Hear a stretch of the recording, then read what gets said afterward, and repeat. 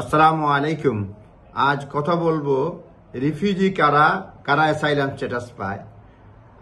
আমরা জানি জেনেভার refugee convention যেটা রয়েছে 1951, এই কনভেনশনের আর্টিকেল 1 এর ধারা অনুযায়ী কোনো মানুষ যদি, কোনো ব্যক্তি যদি তার race, nationality, membership of a particular social group, political opinion কিংবা রিলিজিয়ন, এই 5টা কারণের যে কোনো একটা কারণে নিজ দেশে নির্যাতনের শিকার হয়, পারসিকিউশনের শিকার হয় এবং ব্রিটেনে এসে সে আশ্রয় চায়, মানে ব্রিটেনের জন্য বলছি, জেনেভা কনভেনশন যেটা 1951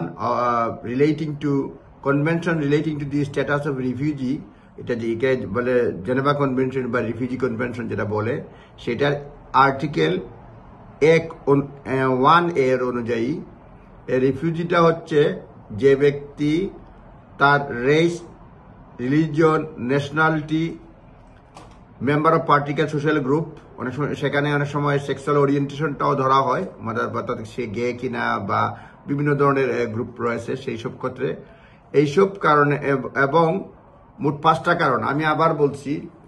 তার রেস, জাতির জন্য race, relation, nationality, race, religion, nationality, race, religion, nationality, particular social group কিংবা পলিটিক্যাল ওপিনিয়ন।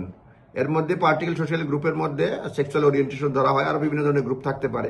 এই 5টি কারণের যে কোনো একটি কারণে সে যদি প্রমাণ করতে পারে যে পারসিকিউশনের শিকার এবং ফেরত গেলে সেই দেশে এই ধরনের শিকার হবে, এবং এটা সে unwilling to go back to there his country or her country, তাহলে তাকে রিফিউজি বলা হয় এবং তা এই ক্রাইটেরিয়াগুলি ফুলফিল করলে তাকে রিফিউজি স্ট্যাটাস দেওয়া হয়। রিফিউজি স্ট্যাটাসে ব্রিটেনে প্রথমে 5 বছরের জন্য স্ট্যাটাস দেওয়া হয়, তারপরে তারা ইনডেফিনিট লিভ টু রিমান্ড দেওয়া হয় এবং পরবর্তীতে সে তার ফ্যামিলিকে আনতে পারে। আর একই সঙ্গে প্রথম দিকে একবারেই ফ্যামিলি সহ সে আসতে পারে। সুতরাং আমরা কি জানলাম, রিফিউজি কারা, যারা জেনেভা কনভেনশনের রিফিউজি সংক্রান্ত জেনেভা কনভেনশনের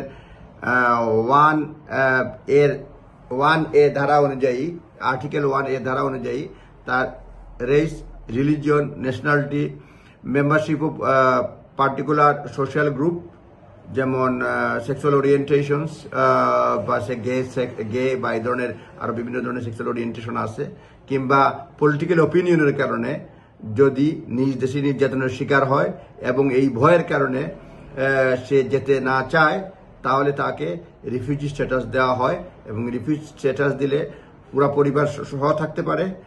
প্রথমে 5 বছরের ভিসা দেওয়া হয়, তারপর সেটেলমেন্ট দেওয়া হয়। এই হচ্ছে রিফিউজি স্ট্যাটাস, অর্থাৎ রিফিউজি কাকে বলে, এবং এই হচ্ছে মূল ক্রাইটেরিয়া রিফিউজি হিসাবে ব্রিটেনে মানে থাকতে হলে, বা যেসব দেশ রিফিউজি কনভেনশনে সাইন করেছে সেখানে থাকতে হলে রিফিউজি হিসাবে এই ক্রাইটেরিয়াগুলি ফুলফিল করতে হবে। আপনারা নিজ দায়িত্বে দেখে নেবেন। ধন্যবাদ। আসসালামু আলাইকুম।